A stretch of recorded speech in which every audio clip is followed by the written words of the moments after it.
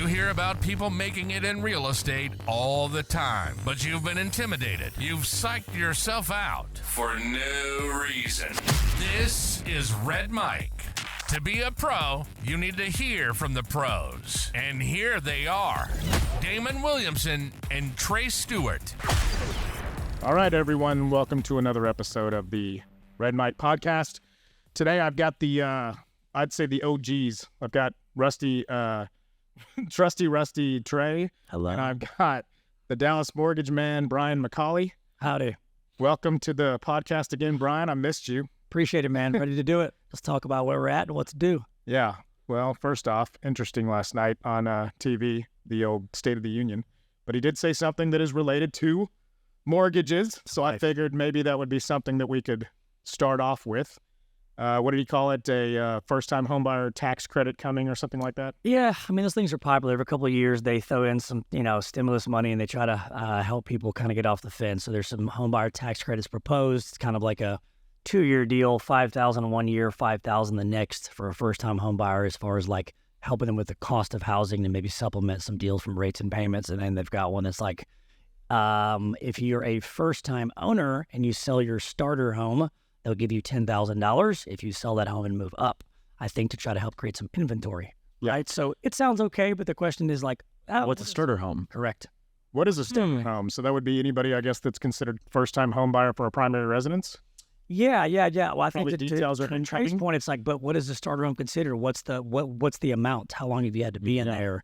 These things that And are around here, everybody's typically at $3 to $4 million first homes. Yeah, something like Yeah, because see, my starter home and like Rihanna's starter home are very different starter homes. Actually, how much was your first home?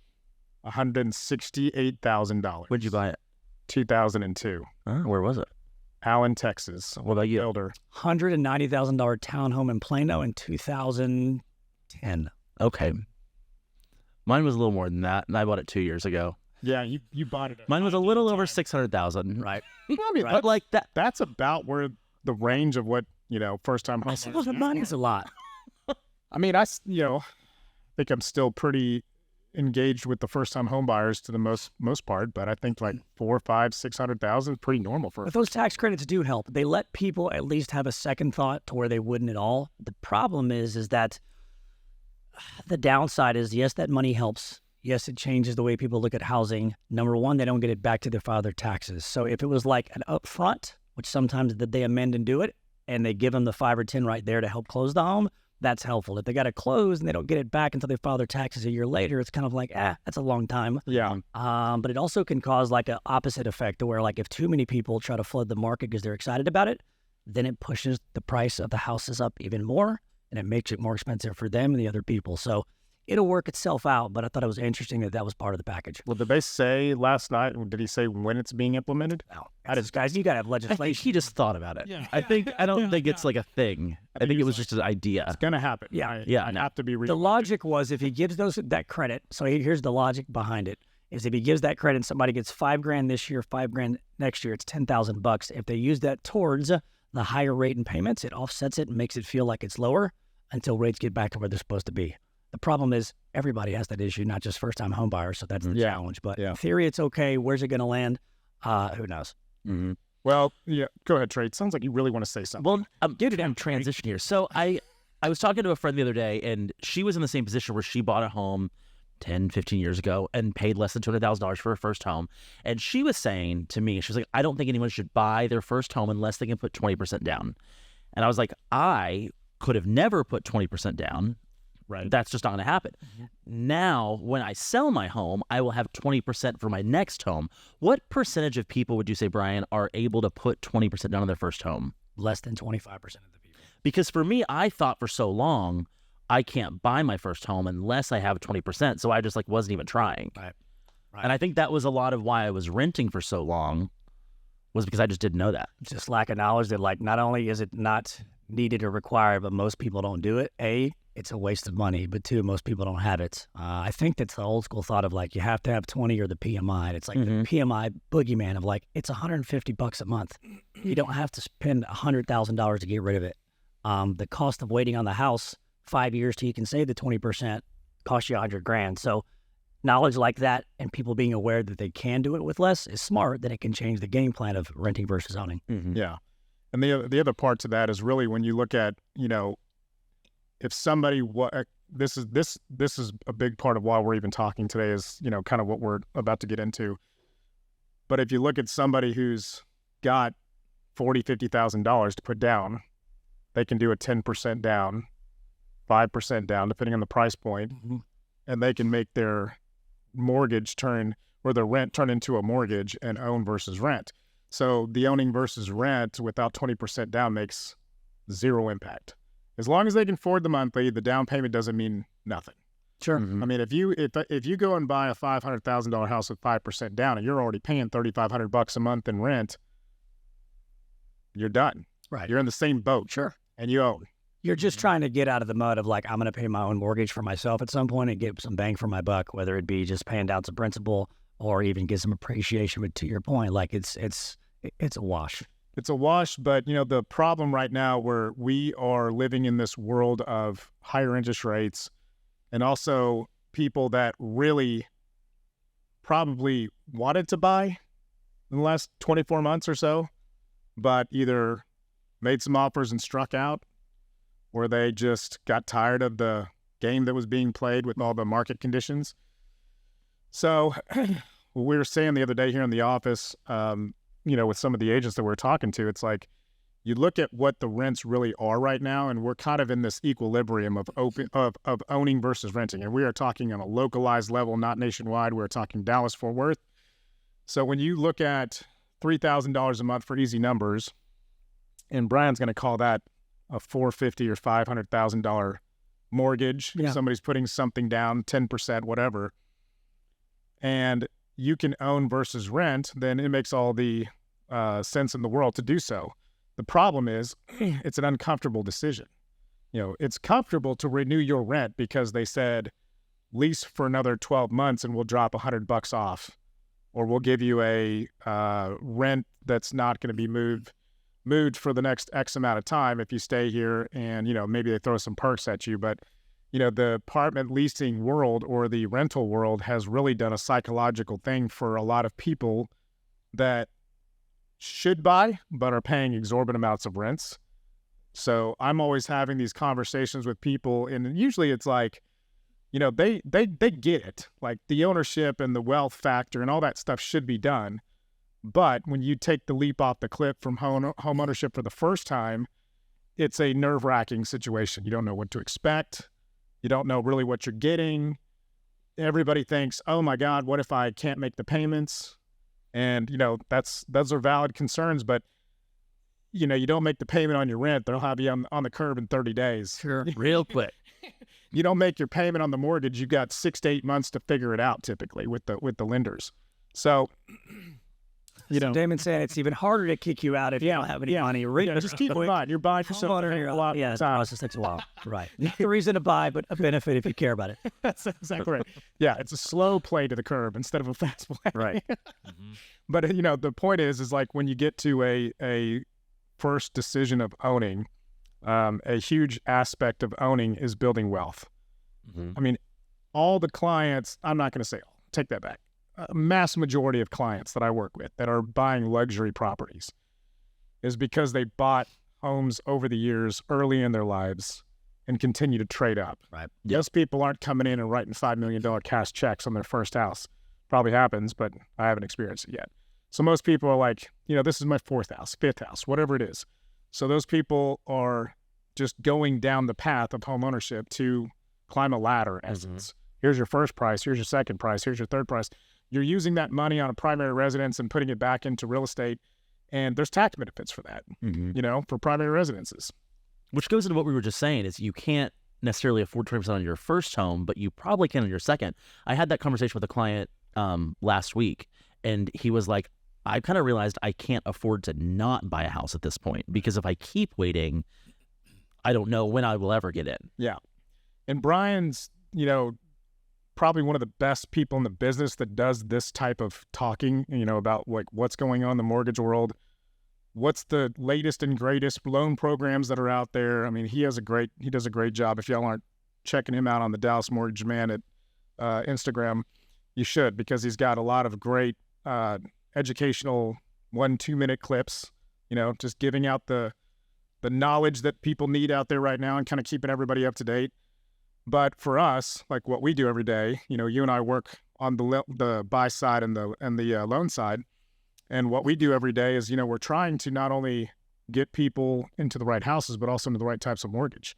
There's a lot of mortgage opportunities out there right now that people really don't even know is probably getting better and easier out there. The rates are the only downside. I mean, the mortgage stuff that we're seeing, like, what would you were telling me the other day, the stated loans are back, no doc loans are back.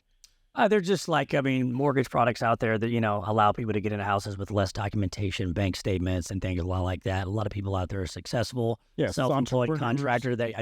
They make money, they just don't show money. And so traditional loans want you to show as much money as you can via tax returns or whatever.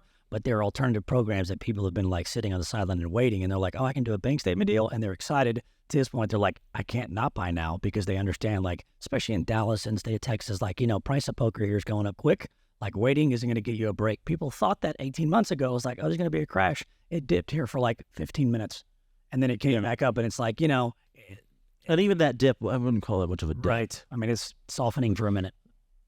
Well, the other thing about the dip that happened is, like, there's a lot of things out there that really the mortgage rates, even with the hint of rates going down, the market turned on a dime. The rates didn't even really decrease. I think they did for a hot minute. January and February, I think we were quoting like mid sixes or something. Now they're back in the sevens. But the market still turned, and it's not stopped turning. Like right now, some of the agents in the office here, and myself included, are having some amazing quarters. Because a lot of people really did want to get back in the game, but everybody's kind of like, let's see what happens with these rates first. And then the Fed says, you know what, we're going to cut these rates 6 times in 2024. Then it was 4. Then it was 2. Then probably not at all. Is that where we're at? That's where we're at right now. Oh. Ryan can talk about that. But I think, to Trey's point, the education piece is the piece that people need to know or pay attention to. That's the whole reason why I do the content thing, because mortgages are boring and there's bad info, and I try to put it in a way that people can get it and get a nugget in value so they don't misstep by not knowing. And I think, putting all that stuff out there, whether it be rates or bank statements or what all these things, is people need the knowledge to make their own move. Things are expensive, but you don't want to sit on the sideline forever. Rates are just okay. I mean, they're just kind of like, they're like everything else. It's a little unsteady because people aren't 100% sure about the future, but people care the most about affordability, stability, and probably competition. And so it's like, that's what they're paying attention to. But higher interest rates do give people a little bit of a break, not necessarily in the payment, but the ability to get a house, or the ability to get a house and have the seller give you some concessions to get that rate down where you're comfortable. So, and I think, being able to know all of that, not just, bullseye rate and payment, comes in the equation when people are making these decisions. But we got to get more info out there, and then everybody that we talk to, once they know all this, they're like, oh, this is cool, I didn't know. And so that's what you got to do, is just feed folks the info, show them how it works, and then they can, make a decision from there. Okay, so number one, your educational stuff makes it fun, though. I mean, it really, mortgage is boring. Everybody has an affinity towards real estate. I think we know that. Yeah. But you've turned it to make it more of an interesting way to really do these videos to where people can understand it. Well, you explain it really well. Just the way you explain things makes sense, because coming into this from a renter standpoint, what is like the number one fear you see from a renter? Affordability, but the process. They don't know where to start. They're not sure. Somebody had a bad experience. It feels very invasive. The qualifications, all these things. I mean, most of it's lack of knowledge. I don't know where to start. I don't know all the pieces. So you got to find somebody that knows what they're doing, that knows all the pieces, and that will walk people through it. But the affordability thing is what people are scared of. But it's like, you're already paying that in rent. So if you can get them off that thought, I don't think it's as much the payments. Sometimes it's the down payments. And so people clearly can cut a check for $3,000 a month. They've been doing it for 2 years. The difference is, hey, if you got to put 5% down, do they have the 20, 30 grand? Maybe. But if you can connect that dot and educate them, eventually it'll get them from like a fixed mindset to a maybe mindset, and then let, time and strategy in the market at least entertain the idea of them maybe becoming a homeowner. Okay, so let's break this down for people that would be listening to this, or reading or listening or doing little, social media info. We'll talk to people out like they're 5 years old. This is the best way to do this. It's the best way. It's analogies and just easy stuff. And I'm going to talk in DFW too, because I'm not going to talk localized to Dallas. We have an insane amount of rents here in Dallas. Like Dallas's rent is ridiculous.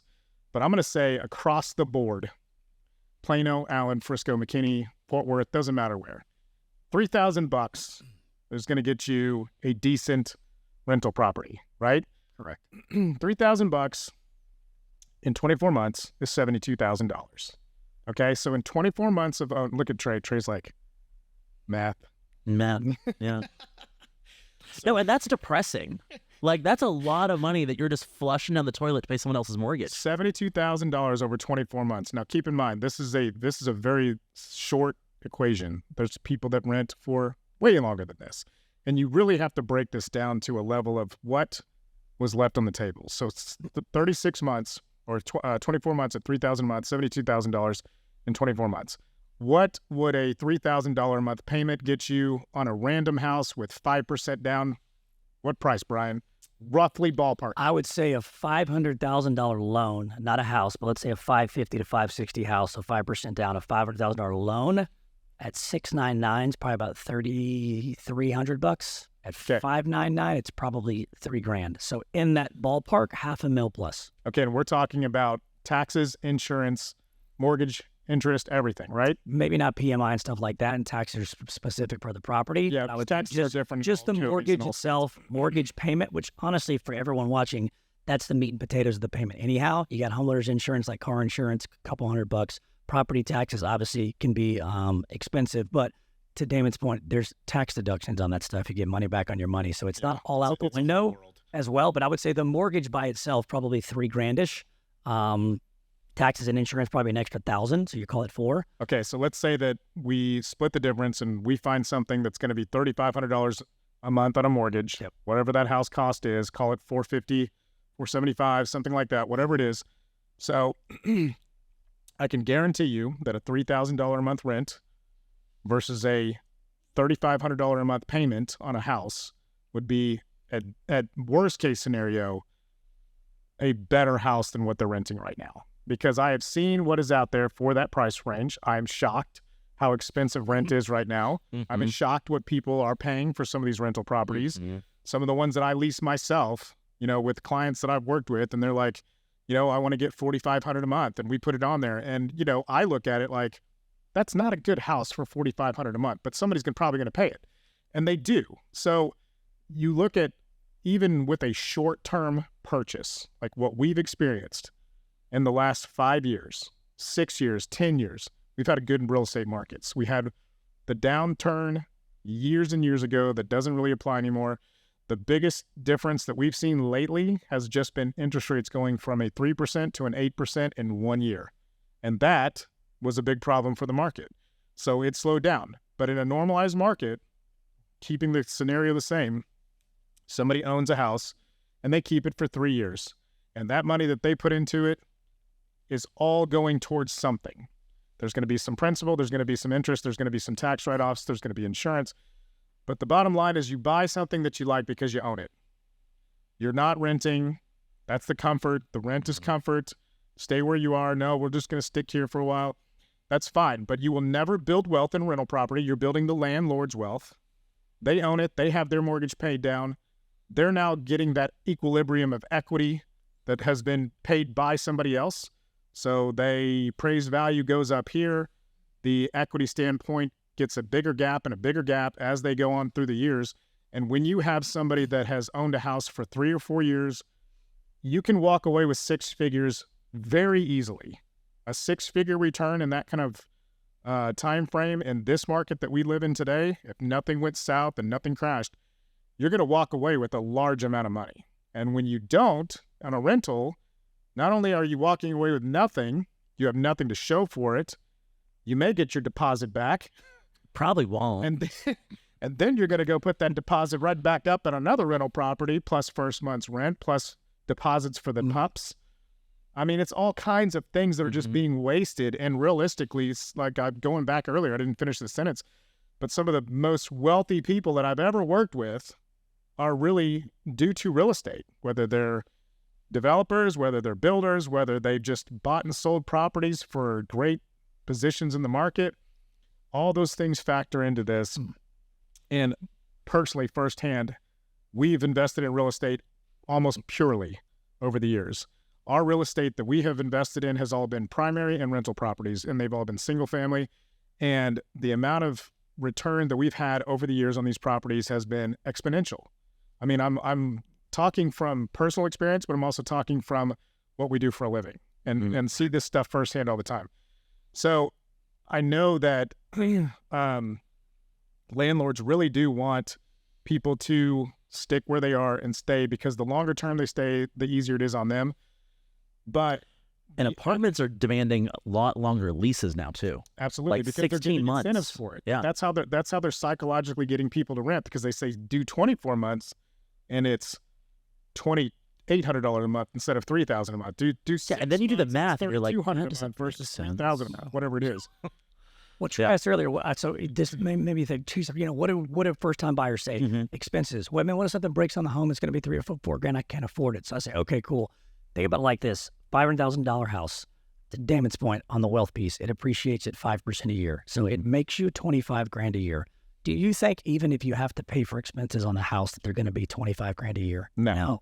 What if that's catastrophic? Right. Maybe 3-4 grand things here and there. Every 5 or 6 years, your air conditioner busts. It's 10 grand here and there, but your proceeds and your ROI is always jumping that big piece. Now, of course, everybody has like foundation things randomly here and there, but I'm talking about like just regular society, regular homes, 75, 80% of them. Yes, a couple grand a year, but you're making 25 a year. So do you want to save, right, the 3 grand in expenses a year and let your landlord pick up that 25, or do you want to reverse it and say in 3 years, I'd pick up 75 grand. It might cost you 12 grand. However, the trade is just math. And that's one thing that people say about the expenses. It's like, yeah, maybe, but they're never looking at the other side of the coin. They're looking at the negative. I think if every renter out there, every tenant out there had really done the math on like where their financials are going and how much was spent and how much was paid in rent and how much everything that comes back to you is so little on rental side versus owning, I think that they would be kind of shocked of what's gone out. I mean, it is a simple equation, but I just don't think people get it. It's kind of like you really have to sit down and have a conversation with them about it. Most people that are out there looking, they've made peace with it. They know that the benefits are there, but there's a lot of people that don't. And it's kind of shocking to me. So what about y'all's clients? You asked me, like, what do our people and what do y'all see that gets in the way the most? I had some clients recently. I've had 3 lease clients that have all kind of said the same thing of looking at rental trends. They're like, I can't afford to keep renting. Like, I kind of have to get into something where my price is set, because the way this has gone up, I don't know where I'm going to live in 10 years. Yeah. And so it's more of the fear, what I've seen lately is the fear of continuing to rent has bothered people because it's not getting cheaper. No, the rentals are getting just as expensive as anything else. And that's kind of the point of this is, you know, when I say that the equilibrium is there, you cannot really save money in rent. And Brian and I were talking about this the other day. If I'm sitting here in front of somebody and they tell me they got an $1,800 a month rent and it's a decent property, not in the bad part of town or anything, then I can't tell them that they can go get something nice for $1,800 a Keep month. it. Yeah. Absolutely. Like there is a point where renting versus owning does not make sense, but it's usually the exact opposite. There are those one-off occasions where the rental side of things has been a decent deal, and maybe they got some landlord that's just like, you've been here for 10 years and I'm not touching this rent. That's great, you know, whatever. But that is a one-off situation. I have seen and the other thing is like when people do start getting out there on the home search and they know that their lease is coming up soon. So like, let's call it, they got a 90-day window to go find something. Right. And then they're like, well, if I don't find something in 90 days, I have to release for another 12 months, or I'm going to go month to month for an extra $400 a month. And I'm just like, golly. So that's kind of the fear tactic that renting has instilled in you of like, you got to make a decision right now. Oh, what was I just supposed to say? And if you don't, it's over. That's how they made you feel. Yeah, Trey's lost it. Oh, I had a great thought. Let's take a minute. Did you find it? And a question for Brian. Oh, okay, I found it. So, like, obviously $1,800, if you're paying that in rent, you're in a great place. Keep it. But Brian, what is like, hey, if you're paying this much, you should really look at buying a home in the next year. What is that threshold amount? Yeah. If people are paying, $3,000 a month and they want a $3,000 mortgage, you're $500,000-ish slide up or down. For every probably 50 grand, you're looking at an extra $200. And so you can kind of dial up and down based on where you want to be. But if you're going $3,000 to $3,000, $500,000 house. There's also townhomes that are nice for $350,000, $400,000 around here that are $2,500 a month or whatever it is. I mean, I think the biggest thing is it's case by case. Like realistically, you have to kind of look at that stuff and talk people through this stuff because there is a lot of nice places in North. I mean, you go up to Richardson, Allen, Frisco. I mean, some of these places, like they've been there long enough now where they have stuff that's pre-owned that's been around since the 80s or the 90s, and obviously the price points have quadrupled and whatever in the time frame, but there's still nice houses for $400,000 out there. Oh yeah, even if you're in like Hazlitt, Roanoke, Hearst. There's all sorts of other areas outside of just kind of in the Dallas bubble where all Austin lives. But I think the whole point of this podcast today was kind of just educating, like realistically where somebody can buy versus rent, and where does it make sense for them to do it. Mm-hmm. He says put something around $3,000 a month. I'm going to say, depending on the location, $2,500, $2,000 a month can even make sense because you can't get some good deals out there, but they are further out. I mean, you go out to Fort Worth where old Eddie Wilbanks lives in our office. He's sitting back there right now, chowing down on a sandwich, just thinking about that long drive home. But if people are renting and they're paying does that mean I'm number one, Eddie? Is that what that meant? Yeah. If people are paying $2,000 and change, I mean, and you're going to room it up, like, okay, then get a house. So that way you get a bigger space in a bigger place, and you're paying down to a principal and you're getting some ROI. It's the same money, but you're not isolated. So that's an option as well in case people are like, I just can't get there. Well, if you're rooming up 2-bedroom for $4,000, somebody step up, be the owner, get that house, and then everybody kind of wins because it's cheaper and bigger and everyone's kind of pitching in together. So that's another strategy if you're stuck. Yep. We're going to go off topic for a second, but Brian used to have a roommate when he had his first house. And I made a joke saying that I don't know if I'd want to be Brian's roommate. He's too methodical for me. No, you said, could you imagine being Brian's roommate? Like, do the dishes quick. And I said, I don't do the dishes, dude. I would never get on you about that, bro. I have 2 clients that are in the same situation where they're looking to buy their first house. They don't need a 4 or 5 bedroom home, and their plan is to rent it out to their friends. Mm-hmm. And it's a great solution as opposed to paying. Especially in some of these areas where college kids are. My gosh, the parents pay an arm and a leg for rent off campus. The other thing, though, which we can close with this, is we talked about the kitty condo, which I want you to explain that real quick, and also the FHA multifamily 2 to 4 units multi. Okay, so Damon wants to get nerdy on some mortgage options so people out there know, like, oh, this is available. Kind of so most people think like, hey, I have to put 20% down. It's my primary home and a single family and all these things here and there. Mortgages are flexible on what can and can't be done if you have the knowledge to do so. So there are a lot of things out there like an FHA loan. Most people are buying a single family house. You can buy a 2-unit, a 3-unit, like duplex, triplex, whatever, all the way to $1 million and put 3.5% down, and you can rent out the other sides. So it allows you for ease out of pocket, cash flow from renters, other people pitching in the mortgage. Those are great options for anybody that obviously wants to be a homeowner, partial investor, duplex, triplex, minimal down. The bank statement loan, again, anybody that's self-employed or makes money doesn't show it. The bank statement loans are popular because you got a lot of deposits. You have money for a down payment. That's an easy path as well.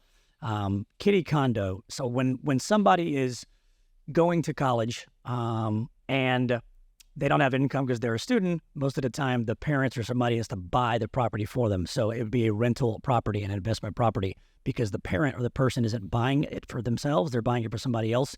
These loan programs allow for kind of both. So it's what's called like a kitty condo, where you have a non-occupying co-borrower and a co-borrower. So you'd have the student would live there as a primary.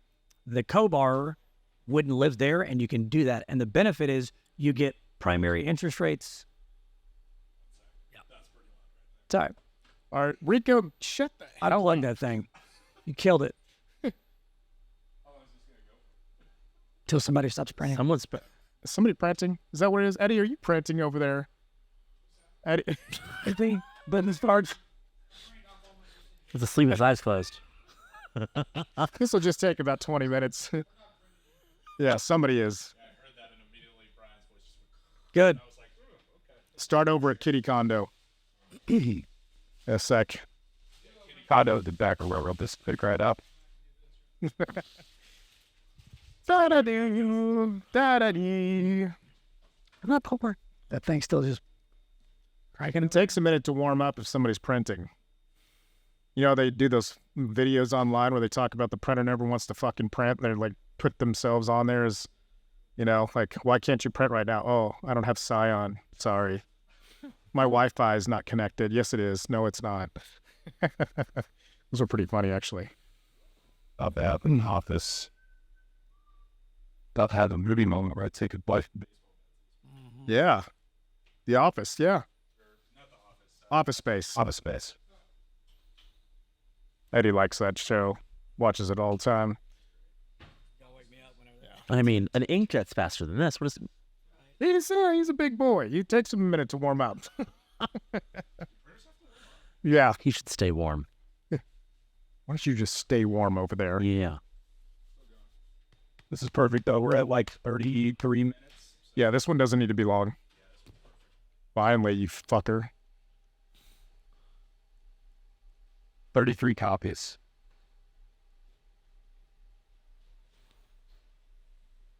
It's for one piece of paper. Yeah. No kidding. Dude.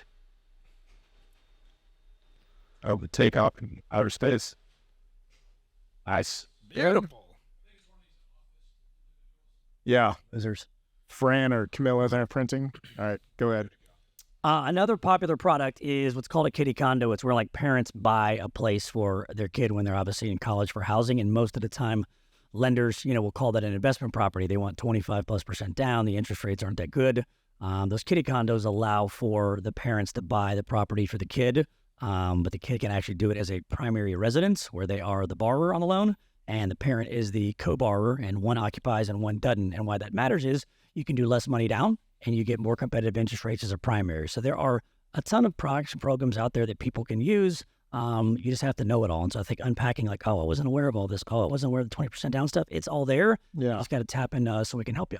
Well, the other thing is we've done this before. You buy a duplex, triplex, or quad, and somebody can buy that as a primary residence through FHA, which is 3.5% down, right? Yeah. Rates are good on them. They're competitive. They're not investment rates. The only downside is you have to live in one of the units as a primary. You can rent the other ones, and the loan limits get higher as the more units go up. You said it was like $700 to like $900 something $1,000 or something like that. So if you buy that and you've got a $6,000 a month payment, but you've got two people in a triplex paying $2,000 a month, you're paying $2,000 a month for an $800,000 house. They're paying your other $4,000, call it $6,000 total. I mean, that's a damn good loan. That's a great prop. That's when we like rent. Yeah, that's when you like It's to like rent. having roommates that you're not going to deal with. Yeah. They just cut You're you. the owner. Rent to your friends. That's right. Look, the point of this podcast was that the biggest Who the fuck? Francisco, damn you, Quiet on set. Francisco. Car contest. Just go back to what the point of our place. Yeah, start right at the point of this podcast. All right. So the point of this podcast was really just to kind of cover, I think, what's going on right now in the world of renting versus owning. And the bottom line is that you can step sideways in the rent that you're paying to own. We are at that equilibrium right now where there is the ability to own without the negative of overpaying for something. Anybody who is doing that right now is taking advantage of a market condition that we're probably not going to be in much longer. Right now, the market's already turned for the better. But when you look at all the aspects of renting versus owning and just the bare minimum of building wealth, it makes all the sense in the world to own. That's it for us today. Brian, thank you again for coming. Love to have you on, Appreciate you, man. gentlemen. Thank you We'll all. bring you back soon. Trey, just Yep. kidding. All right, talk later. Thank you. This has been the Red Mic. the weekly podcast where real estate meets reality. On this show, you'll get all the tools and hear from all the pros to set you up for successful real estate ventures. We hope you've enjoyed the show, and we hope you've gotten something from it. Make sure to like, rate, review, and subscribe. We'll be back soon, but in the meantime, you can find us at theagency.dallas, at Realtor Damon, and at Trey_Stewart. Catch you next time on the Red Mic.